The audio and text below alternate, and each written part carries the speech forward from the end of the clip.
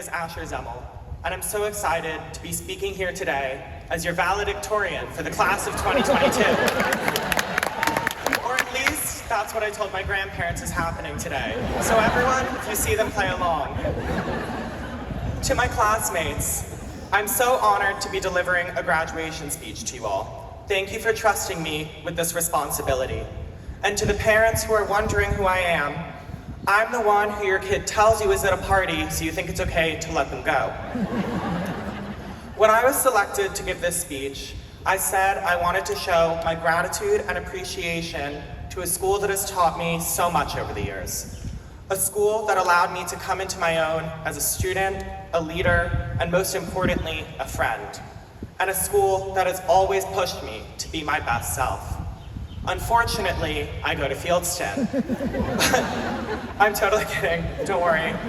My time as a Fieldston Eagle for the past 14 years has been nothing but a joy and a privilege that I feel so fortunate to have had. During my time at the Ethical Culture Fieldston School, I have not learned what to think, but I've learned how to think, how to challenge my beliefs, how to push myself out of my comfort zone, and yes, for some reason, how to build a canoe. It's a lot less interesting than you think, I promise. I'm proud to say that I've been part of a community that never fails to put a smile on my face, even during our grade's most uncertain times. From the COVID pandemic to a tumultuous political climate, to the mystery of who spread poop on the wall of the girls' bathroom in 3rd grade, this community has always found a way to come together as one, however messy it may have been along the way. And no, that's not a joke about the wall of the 3rd grade girls' bathroom.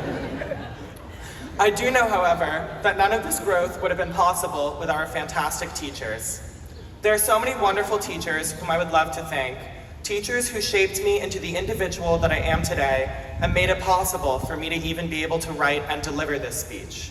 From Ms. Schustek and Ms. Torres in pre-K, to Colleen making sure we left ethical with the skills we need to write a strong essay, to Ms. Stoller's grammar quizzes, Dr. Blaney and Mr. Montera's papers, and Ms. Stabeno's dedication to making us all stronger writers, I quite literally learned the skills I need to write this speech and say thank you to this grade for making my time at Fieldston so special. When I walked through the doors of 33 Central Park West this past Founders Day, I immediately went to the pre-K hallway where it all began. The hallway was lined with artwork from the students, which in my opinion could have been better. I mean, we've all seen finger paintings before. But as soon as I stepped into my old pre-K classroom and saw one of those tiny, low-down tables for the students to sit at and talk, I was filled with a deep feeling of nostalgia. I missed our games of war, snack times, and tangential 4-year-old conversations, but I realized that while those days may be behind us, we never really let them go. Those conversations from around the pre-K table never actually stopped. They just grew along with us. From that one table in the pre-K classroom to student-organized conversations about social identifiers, politics, and current events in high school, it's our Fieldston spirit that always kept us, quite literally, at the table. Yes, the conversations got tougher, but so did our classes, our social dynamics, and our lives overall.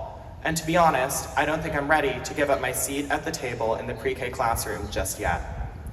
Prominently displayed in the auditorium at the Society for Ethical Culture are the words, "The place where people meet to seek the highest is holy ground." A quote from everybody's favorite secular humanist, whatever that term actually means, Felix Adler. To me, this quote is less about the words themselves and more about their location. The passage is emblazoned atop the stage in the auditorium, a room that serves as the meeting place for the society founded by Felix Adler, who is against traditional forms of organized religion himself. A room that has statues of Mary and Jesus boldly displayed, and a room that also serves as the synagogue for Congregation Habonim, the synagogue I belong to myself. It's this confusing mix of religion in a space designed to be secular, with a quote declaring the definition of holy ground as anywhere where enlightenment is sought, that truly embodies Fieldston as an institution. Fieldston is a place where you come as you are and leave as you want to be. A place that doesn't force you to conform to traditional societal norms, and in fact, encourages you to do the opposite. The Virgin Mary, a rabbi, and Felix Adler all walk into a bar.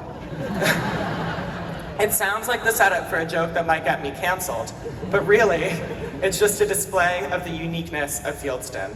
And this uniqueness serves as both a blessing and a curse. The blessing is that we went to Fieldston. The curse is that we're leaving. I'm not speaking to you today as a student at the Ethical Culture Fieldston School. I'm speaking to you today as one of the lucky few, lucky 148 to be exact, that now serve as the standard bearers of Fieldston's values as we go out into the world. Each and every one of us now has the obligation to act in such a way that promotes decency, kindness, respect, and compassion, even when it's not the easy choice to make. But that burden is in of itself a privilege for us all to carry. Our time at this school, whether it was 14 years or 14 months, was about more than just textbooks and tests. It was about preparing us to join the body politic of Fieldston alumni that proudly serve as the past, current, and future generations of artists, activists, journalists, and judges, chefs, caretakers, lawyers, and lab scientists, doctors, dancers, educators, and executives, or really anything else under the sun. And that is, of course, the Fieldston Sun that they changed our logo to 4 years ago, even though nobody asked for that. But I, of course, digress. We're the graduating class of 2022, the graduating class that never stops making noise. Whether it's through the valves of the tubas and trombones of jazz band, putting pen to paper for the Fieldston News, or the voices and advocacy of the Environmental Club, this class has never stayed silent. We always march to the beat of our own drum. It's that courage to make noise that has brought us here today, and it's that same brave refusal to never stay silent that will guide us forward as we go through life. I can confidently say that my time at Fieldston has been 95% incredible, 5% PE. Okay, fine, 97% incredible. I didn't really go to PE anyway. But today is the day our noise on this campus stops. This is it. Our time at Fieldston is over. So no, I won't be able to go to River Deli anymore and order an egg, cheese, avocado, hash brown, chipotle mayo on a roll. But I will be able to explain the complex chemistry behind America's lead poisoning crises. No, I won't be able to have another beach day on the quad, but I will be able to tell you how Lauryn Hill's debut album is a prime example of Jean-Jacques Rousseau's philosophies on education. And no, I will never be able to yell at another entitled junior to get off the senior grass. That one hurts the most, but I can definitely tell you about the complex geopolitics of Taiwan on the global stage. And that's because I went to Fieldston. Yes, the conversations and choices get harder.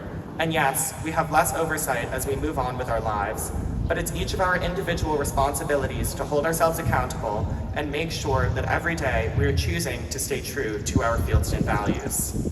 That table in the pre-K classroom may have started with just 5 seats, but it's expanded to fit about 143 more of us.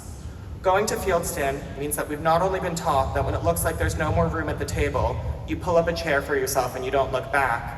It also means that those of us with a seat at the table have the imperative to make the space for those who don't, regardless of however messy it may get. And no, that wasn't another joke about the wall of the 3rd grade girls' bathroom. Embrace the mess, make some noise, and pull up a chair. Thank you so much, and I know this class is just getting started.